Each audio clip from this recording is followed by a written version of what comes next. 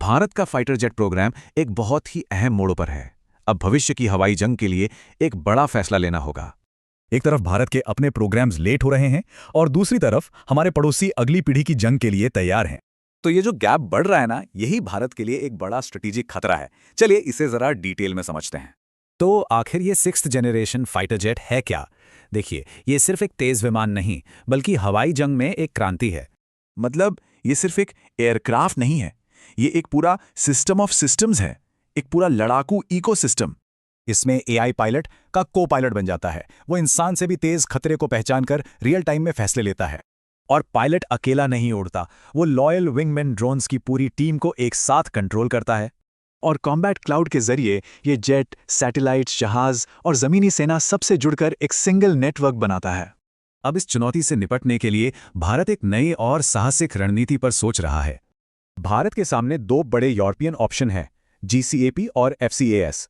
एक तेज है, दूसरा रफाल के अनुभव वाला। पर सवाल यह है कि मेक इन इंडिया के होते हुए भारत बाहर की तरफ क्यों देख रहा है? इसकी कुछ बड़ी वजह हैं। सबसे पहली और सीधी वजह है चीन, जो इस रेस में हमसे बहुत आगे निकल चुका है। दूसरी वजह है हमारी अपनी टेक्नोलॉजी की मुश्किलें, खासकर हाई थ्रस्ट जेट इंजन और एडवांस्ड स्टेल्थ में। पार्टनरशिप से भारत को लेटेस्ट R&D का एक्सेस मिलता है। ये टेक्नोलॉजी में पीछे ना रह जाने का एक तरीका है। ये सिर्फ टेक्नोलॉजी की बात नहीं, जियोपॉलिटिक्स भी है। यूरोप और जापान के साथ रिश्ते और भी मजबूत होंगे। साथ ही DRDO और HAL जैसी हमारी कंपनियों को ग्लोबल सप्लाई चेन में शामिल होने का बड़ा मौका मिलेगा। लेकिन रुकिए, ये रास्ता इतना आसान भी नहीं है। इसमें चुनौतियां और रिस्क दोनों ही बहुत बड़े हैं। पहला सवाल तो पैसे का है।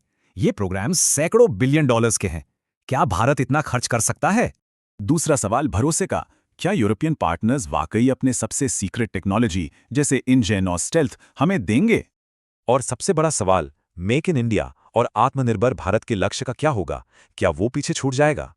तो प्लान ये है कि भविष्य की एयरफोर्स को एक मिक्स्ड फ्लीट के साथ तैयार किया जाए, जिसमें हर तरह के जेट्स हों। असल में ये हवा में दबदबे की एक नई ग्लोबल रेस है, जो जंग का पूरा तरीका बदल देगी। तो सवाल यही है कि भारत के आसमान को कौन सुरक्षित करेगा, स्वदेशी गौरव या फिर साझेदारी की ताकत? इस पर फैसला होना बाकी है।